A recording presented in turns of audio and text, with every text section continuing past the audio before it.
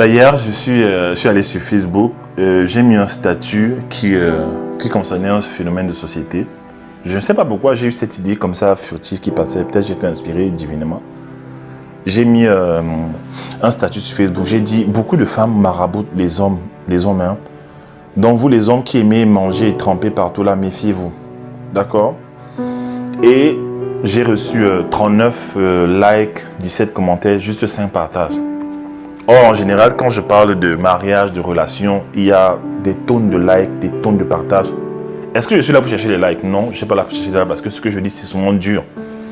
Mais j'essaie souvent d'attirer l'attention des gens sur les choses. Et ça fait 2 fois que je mets un statut en parlant de maraboutage, en fait.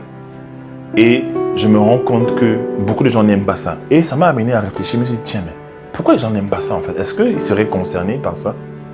Et donc, j'ai commencé à poser des questions aux gens sur Internet. Et je vous assure, c'est grave. Les gens m'écrivaient en inbox partout. Inbox de partout. En fait, ce phénomène dans notre culture africaine, c'est grave, en fait.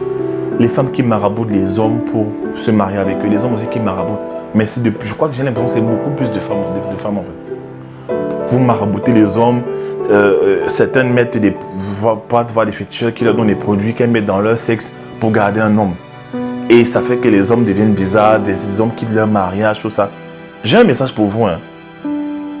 C'est très grave ce que vous faites, en fait. C'est très grave. Peut-être que tu me suis sur YouTube et tu ne réalises pas. C'est très grave. Il y a ce qu'on appelle la loi des semailles et des récoltes. La Bible dit que tant que le monde est monde, d'accord, la loi des semailles et des récoltes subsistera. Ça veut encore dire quoi? Ce qu'un homme aura semé, il le récoltera, en fait. D'accord? Ces produits-là que vous utilisez, ces envoûtements, ces rites que vous faites là pour bloquer les gars, ça a souvent une date d'expiration. Et quand ça arrive, c'est grave. On dit aussi que lorsque une récolte tarde à arriver, tu sèmes quand ça tarde à arriver. En agriculture, on dit quoi? Que la récolte sera puissante. Si ça devait sortir le 5 mars et que ça sort, peut-être pas en juin, ça veut dire que ce qui va être produit sera extraordinaire, positivement comme négativement.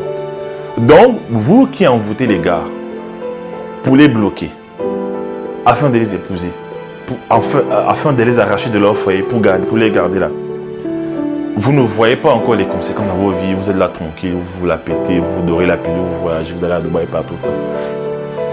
Le jour où ça va arriver, ça va être très grave en fait. C'est pour ça que vous allez voir souvent certaines personnes marchent dans la rue, elles sont folles. Et même si ça ne t'arrive pas, toi, parfois ça va prendre tes enfants. Quelque chose va arriver à tes enfants, je ne sais pas, dans ta vie, un truc bizarre, tu vas commencer à avoir des enfants qui ne réussissent pas. Je connais une demoiselle comme ça là. Tout ce qu'elle fait, ça ne marche pas. Tout ce qu'elle fait, c'est compliqué. Études, tout. Tout, mariage, rien ne donne, rien. Pourtant, c'est une belle femme. Et je me souviens que cette femme, sa mère faisait des choses bizarres. Sa mère faisait des choses bizarres en fait, à d'autres enfants. Je ne rentre pas dans les détails. Et je voulais juste attirer votre attention dessus. Le Seigneur vous aime, Dieu vous aime. Arrêtez de faire ça. La Bible dit qu'on ne trouve pas chez toi quelqu'un qui va consulter les marabouts, qui fait passer ses fils, les hommes par le feu en fait, qui utilise des sortilèges. La Bible interdit ça. Et c'est vrai, vous allez me dire, oui, bon, c'est vieux jeu, toi et tes histoires de Bible. Non, la parole de Dieu, elle est universelle, elle est valable pour tout le monde. La preuve, c'est que beaucoup de gens souffrent parce qu'ils désobéissent à ça. Attention. J'ai lu des commentaires. Attendez, je vais essayer de lire des commentaires là. C'est grave quoi. Il paraît que Jésus est trop lent. Avec le marabout, c'est plus rapide. Le mari apparaît rapidement et il fait tout ce que tu dis. En fait, si tu épouses ton fils, ça c'est mon mentor qui a commenté de façon ironique. Je vais lire d'autres commentaires.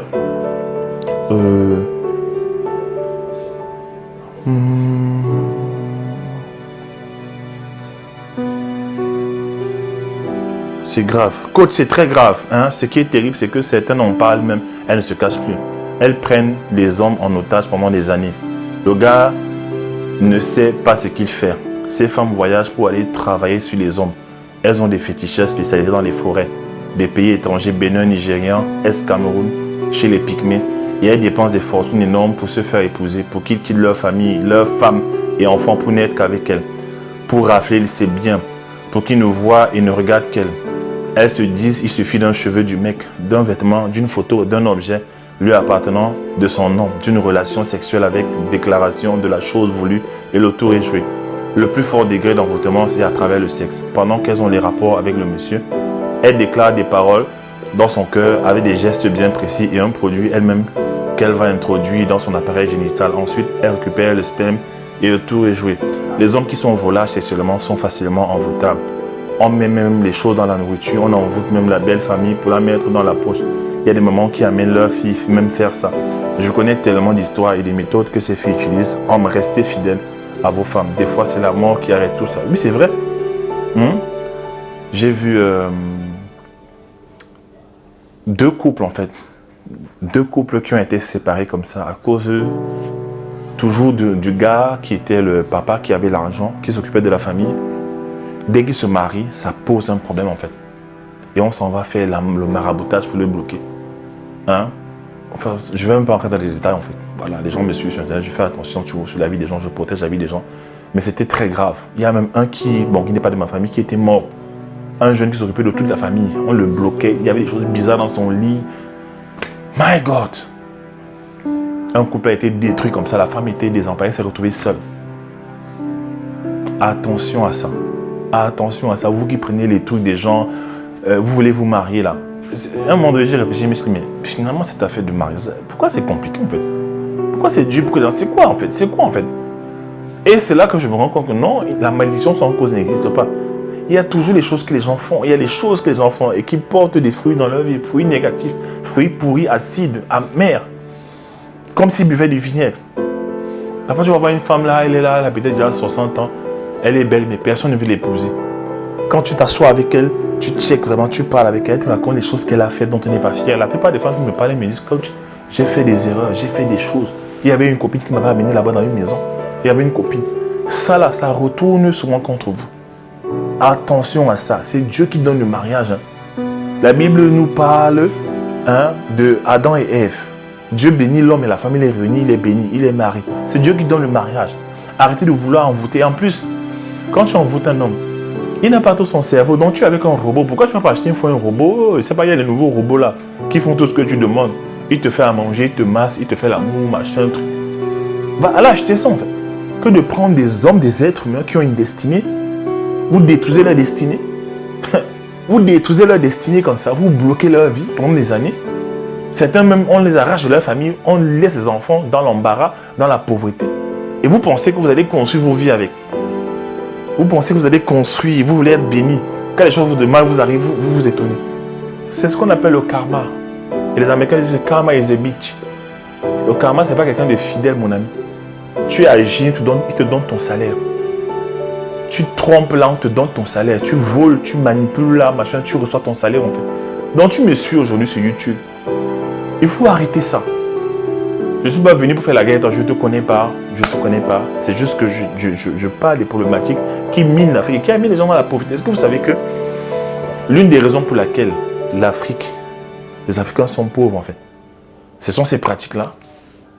Parce qu'en fait, tu es en train de détourner la vie des gens, bloquer le potentiel de quelqu'un qui aurait pu faire quelque chose pour sa nation, pour sa famille.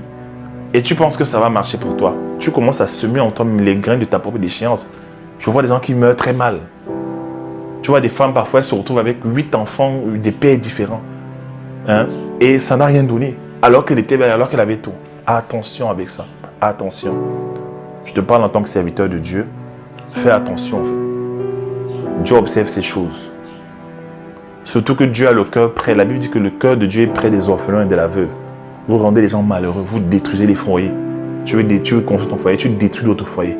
Attention. Voilà, la formation des talents commence le 11 septembre et le Loft à Paris sera la première semaine du mois d'octobre. Voilà, pour les appels découvertes, prenez, cliquez dans c'est 20 minutes d'appel découverte, c'est pas un coaching, c'est 20 minutes où je vais causer avec toi pour voir en fait comment travailler avec toi éventuellement, si tu as un profil avec qui je peux travailler, si je peux être une solution pour toi, parce que je ne suis pas une solution pour tout le monde. Voilà, merci.